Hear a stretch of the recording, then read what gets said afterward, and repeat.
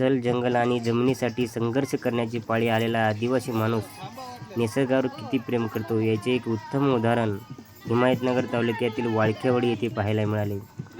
स्त्री पुरुषांनी एकत्र येऊन वाळकेवाडी लगत असलेल्या पहाडावर वनपच आणि निसर्गदेवीची पूजा करून निसर्गाचे रक्षण करण्याची शपथ या ठिकाणी त्यांनी घेतलेली आहे. आदिवासी माणूस आदिम काळापासूनच निसर्गपूजक राहिला आहे. जंगलाचे रक्षण करून त्यांचे अस्तित्व कायम ठेवण्याचे काम तो आजपर्यंत करीत आला. वृक्षावली आणि पशुपक्ष्यांवर निस्सीम प्रेम करून निसर्गाचा समतोल राखण्यासाठी त्यांची धडपड सतत राहिलेली आहे. मात्र अलीकडच्या काळात निसर्गाच्या या रक्षणकर्त्यालाच जल, जंगल आणि जमिनीसाठी संघर्ष करावा लागत आहे. हा संघर्ष सुरू असतानाच निसर्गावरील त्यांचे प्रेम तसूभरही कमी झालेले नाही. त्यामुळे निसर्गाचे रक्षण करण्याची शपथ घेण्यासाठी निसर्ग देवतेला साकडे घालण्याची पारंपरिक प्रथाही त्यांनी कायम ठेवली आहे.